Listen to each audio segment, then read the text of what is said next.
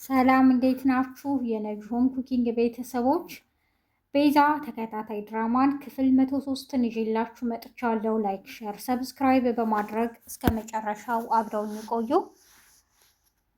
ዛሬ እንግዲህ ሉላ፣ ቤዛ እና ሱራፌል ተመካክረው ነበር።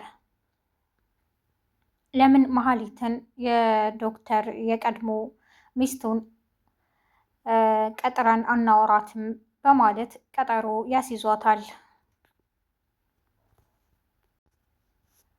መሀሌት ሉላ እፈልግሻለሁ ስላለቻት የሆነ ሆቴል ተገናኝተዋል።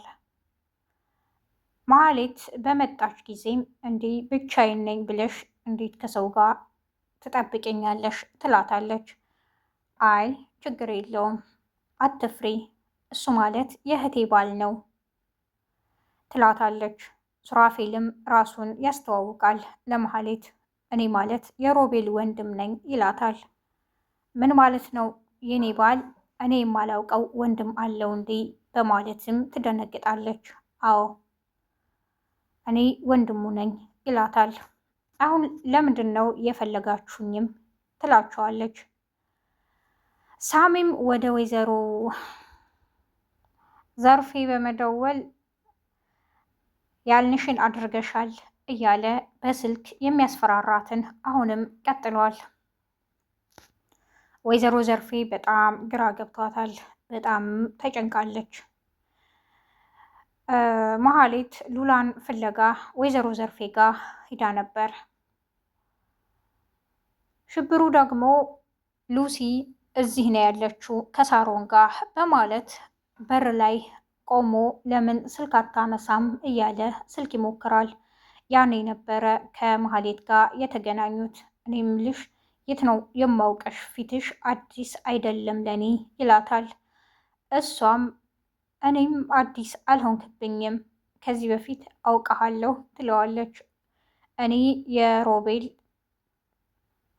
የቀድሞ ባለቤቱ ነኝ፣ በስልክ ደግሞ ሮቤል ስትል ሰማሁ ትለዋለች። እሱም አዎ ከዚህ በፊት አንድ ጊዜ ቤታችሁ መጥቻለሁ። ሮቤል እዚህ ቤት ስራ አስቀጥሮኛል እና ደግሞ እዚህ የምፈልገው ሰው ነበር ለዛ ነው ይላታል። በጣም ግራ ይገባታል።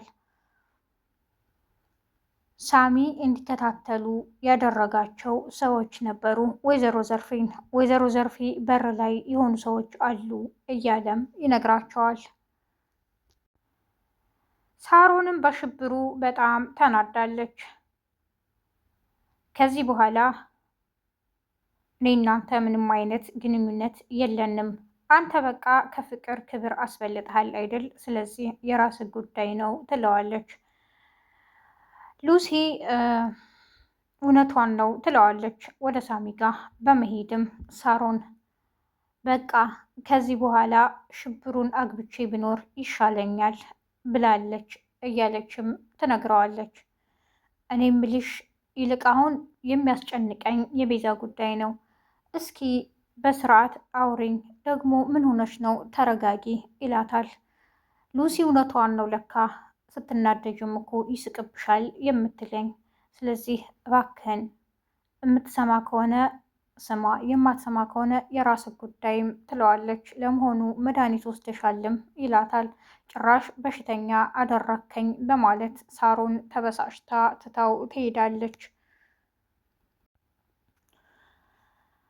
ወይዘሮ ዘርፌ ሽብሩ ወይም የሮቤል ሚስት ድንገት ሄደው የሆነ ነገር ስለ ሮቤል ከነገሯት ልትጠራጠር ትችላለች።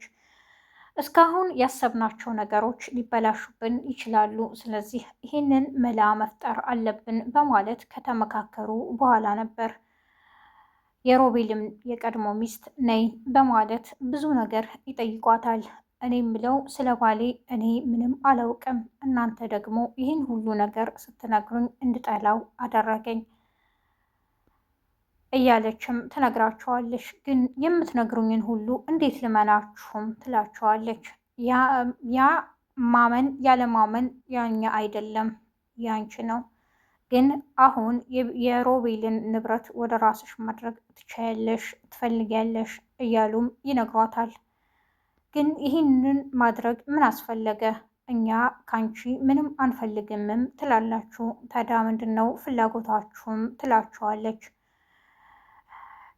ሉላም ሁሉንም ነገር ትነግራታለች።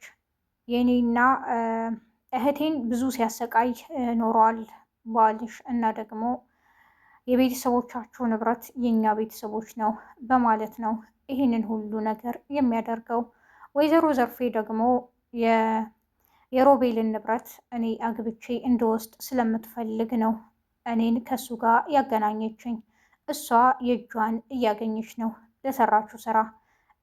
አሁን ደግሞ ይሄ ዶክተር ብዙ ነገር አድርጎናል። ስለዚህ ወንድሜን ሲሰቃይ ማየት ፈልጋለሁ እያለ ሱራፌል ይነግራታል። የሮቤል ሚስት ያመነች ትመስላለች። አሁን የምንነግርሽን ደግሞ ማድረግ አለብሽም እያሉ ይነግሯታል። ሽብሩና ሳሚ መንገድ ላይ ተገናኝተዋል።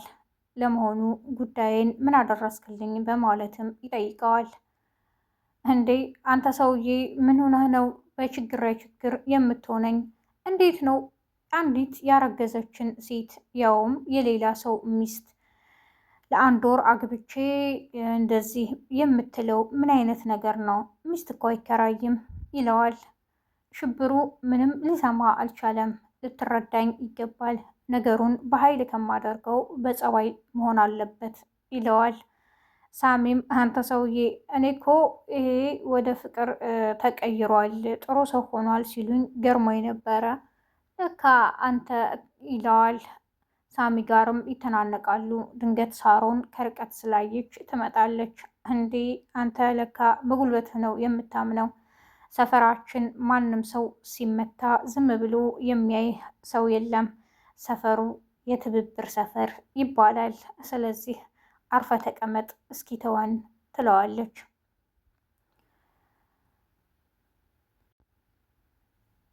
ሱራፌልና ሉላ ሁሉንም ነገር ለዶክተሩ ለሮቤል ሚስት ይነግሯታል፣ ስለ ባሏና ስለ ቤተሰቦቹ።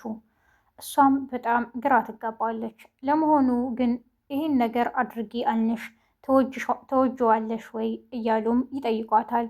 እልህ ነው ያለብኝ፣ ብዙ ነገር በድሎኛል እሱ ትላቸዋለች። ስለዚህ አሁን እኛ የምንልሽን ታደርጊያለሽም ይሏታል። ምንድነውም ትላቸዋለች።